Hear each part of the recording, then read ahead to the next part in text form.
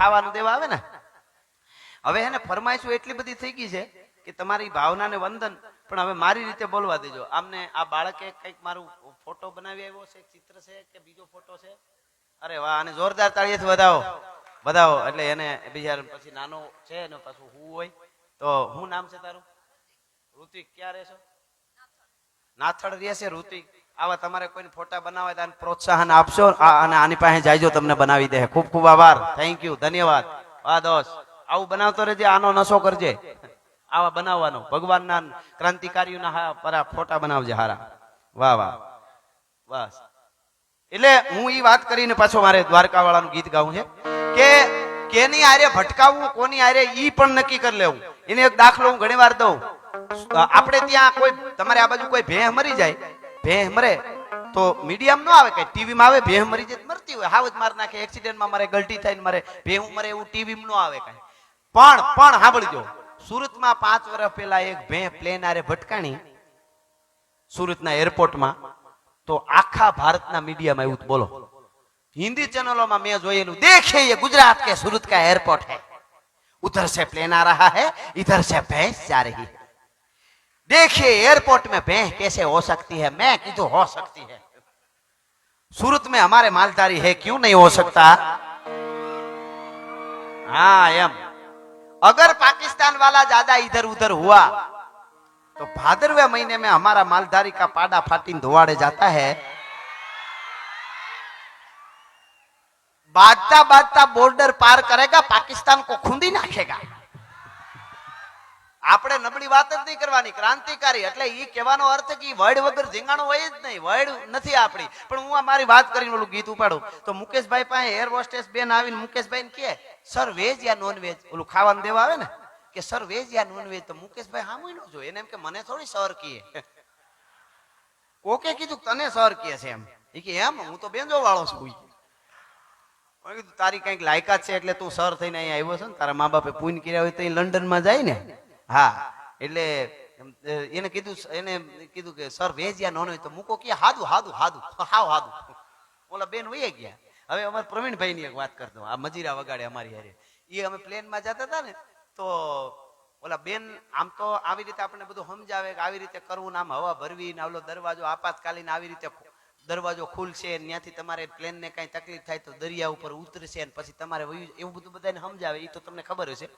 પણ જે એક દરવાજાની સીટ આવી હોય ને કોઈને, એને સ્પેશિયલ સમજાવે કે તમારે પાસે ઓલો દરવાજો છે, તો તમારે પેલા ઓલું પહેર લેવો ને, પછી દરવાજો આમ પકડી આમ કરીને આમ કરશો ને તો ખુલી જાય, અને નીચે ફુગા જેવું હળર હટ કરતો ઉતરશે. એ હળર હટ હું બોલ્યો, બેન નહોતા બોલ્યા, એને હળર હટ નો આવડે.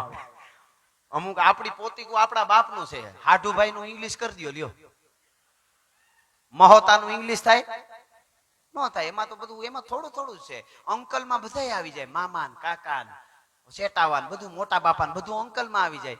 અને બીજો કેવા આંટી, આંટી આપણે એમ થાય આવડી કે જઈશી. હાવ નામ હારા રાખજો, માતા બહેનો ને કહું, આપણી ગુરુ પરંપરા સનાતન જળો એવા નામ રાખજો.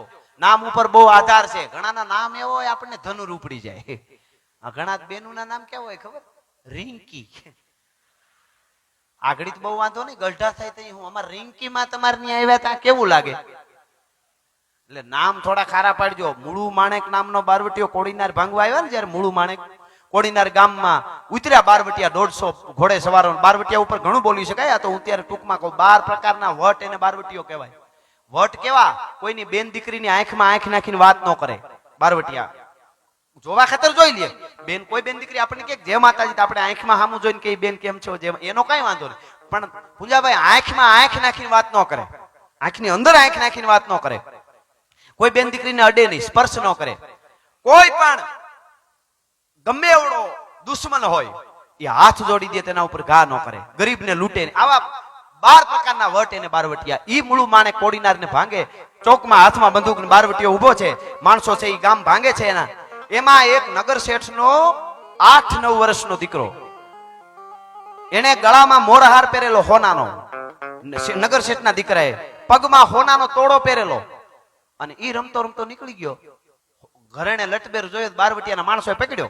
સિંહના પંજાબમાં બકરી આવે એમ છોકરાને પકડી લીધો. છોકરો ના પાડે છે ને ઓલો બારવટીયો કે ઘરેણા કાઢ ને કે મારી નાખી, ઘરેણા કાઢ દે ને કે મારી નાખી. છોકરો ના પાડે, એને થોડી ખબર હોય કે આ બારવટીયા છે આનાથી બીવું જોઈએ, કે 8 વર્ષ 9 વર્ષના દીકરાને કઈ એવી ખબર ન હોય. એ રકજક ચાલે છે, રકજક ચાલે છે. એમાં એની માં ગોતી ગોતી આવીને જોઈ ગઈ છોકરાની. આમ જોયું તો ખબર પડી કે હાય હાય હાય, બારવટીયાના હાથમાં મારો એકનો એક દીકરો આગળી મારી નાખશે. માની રાડ ફાટી ગઈ. દીકરાનું નામ માધવ હતું. જેના સાનિધ્યમાં બેઠા એનું નામ એ માધવ હોત છે. વિષ્ણુ ભગવાન કયો, નારાયણ કયો, કૃષ્ણ કયો, માધવ છે નામ, માધવ કહેવાય એને. સાંભળજો, છોકરાનું નામ માધવ હતું. માની રાડ ફાટી ગઈ. અરે અરે એ માધવ, ઈ બારવટિયા છે, તને પકડ્યો, ઈ તને મારી નાખશે, અને બધા ઘરેણા દઈ દે, હું તને બીજા લઈ લે. અરે અરે માધવ દઈ દે, માધવ મૂકી દે, ઘરેણા બધા કાઢીને ભાગ્યા. મૂળ માણેકના કાને અવાજ પડ્યો, માધવ નામ છે આનું. રાડ ફાટી ગઈ. મૂળ માણેક બોલ્યો, હે ભા, એની કે છડી દે, એનો જો નાલો માધો ગાય, માધો અછા જો પે, ભાઈ એને છોડી દે, એનું નામ માધવ છે. અને માધવ આપણા બાપ દ્વારકા વાળાનું નામ છે, એને લૂંટાઈ નહીં, એને છોડી દે, એનું નામ માધવ છે. નામ ઉપર એટલી અસર પડતી હતી મિત્રો, નામ ઉપર. એટલે નામની પરંપરા આપણે જાળવવી જોઈએ. એક વાત મારી વચ્ચે રહી ગઈ હતી ને, કઈક વાતમાંથી. હા, એ હળર તો બાકી છે, પણ ઓલી રહી ગઈ હતી. 1960 માં મુગલે આઝમ ફિલ્મ શરૂઆતમાં ઉપાડ્યું હતું. મારે આમાં કઈ ક્યાં તો તમે હારે રહેજો. આ વાતો કરવાનું કારણ શું? મુગલે આઝમ ફિલ્મ બની ને, એમાં કે આસિફ હતો એનો ડાયરેક્ટર, અને કોક પારસીએ રૂપિયા રોકેલા. ડાયરેક્ટર આ બન્યો. તો એને દિલીપ કુમાર જે બન્યો હતો એમાં શાહજાદો, એ દિલીપ કુમાર ને પગમાં મોજડીયું પહેરેવી હતી ને, એ મોજડીયુંમાં હાચા હીરા ટાકેલા. ઓ હાચા હીરા ટાકેલા. હકીકત ફિલ્મમાં ઓલો બનવા માટે હાચા હીરા મોજડીમાં. એટલે કે આસિફ ડાયરેક્ટર ને કોકે કીધું કે ઓલો પારસી ને ખબર નથી પડતી ને રૂપિયા રોકી દીધા, મારી નાખવો છે. આ હાચા હીરા મોજડીમાં હોય, હવે ન્યા કોણ જોવાનું છે? અને કદાચ જોવે તો કોણ માનવાનું છે કે આમાં હાચા હીરા છે? તો કે આસિફે કીધું તું, મેં પબ્લિક ને દેખાડવા હાટુ હીરા નથી ટાક્યા, પણ જે દિલીપ કુમાર દિલ્હીનો શાહજાદો બનવાનો છે ને, એને તો ખબર છે ને કે આ હાચા હીરા છે. એ હાલશે ને તો એને શાહજાદાની ફિલિંગ આવશે, એટલા માટે હાચા હીરા ટાક્યા છે. ભલા માણા સાંભળજો, આ વાતો કરવાનું કારણ શું? તમારી બાપ દાદાની પરંપરા જાળવવાનું કારણ શું? જો ફિલ્મ વાળાને ખબર પડતી હોય કે આ હાચા હીરાની ફિલિંગ આવે તો પાત્ર બરાબર ભજવાય, તો આપણે આપણી બાપ દાદાની ગુરુ પરંપરાની થોડીક ધ્યાન રાખી તો આપણને ફિલિંગ ન આવે. કોણે કીધું? આવે આવે ને આવે. એટલે હું આ વાત, પણ મૂળ આ વાત કરીને હું આગળ જાઉં. અમારા પ્રવીણભાઈ ને એ ખોલવાનો દરવાજો આવ્યો બરોબર, તો ઓલા બેન ન્યા સમજાવે સર, તો પ્રવીણભાઈ જોઈ રહ્યા, ઈ કે આ કાંઈ પ્લેનમાં થોડી ઘણી ખરાબી થાય તો દરિયા ઉપર પ્લેન ઉતરશે. એ તો હિન્દીમાં કહેતા હતા, હું ગુજરાતીમાં કહું.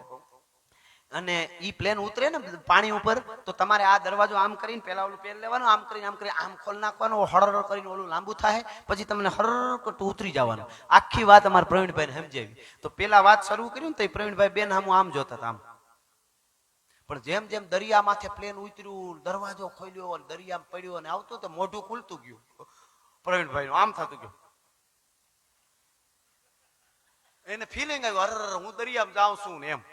તો મોઢું ફાટ્યું રહ્યું આમ. છેલ્લે બધી વાત પૂરી થઈ, બેન કે સર ઓકે, એટલે સમજાઈ ગયું એમ, સર ઓકે. તો પ્રવીણભાઈ કે માતાજી કાંઈ ન થવા દે, હું દરવાજો નહીં ખોલું. બેન કે માતાજી કાંઈ ન થવા દે, હું દરવાજો નહીં ખોલું.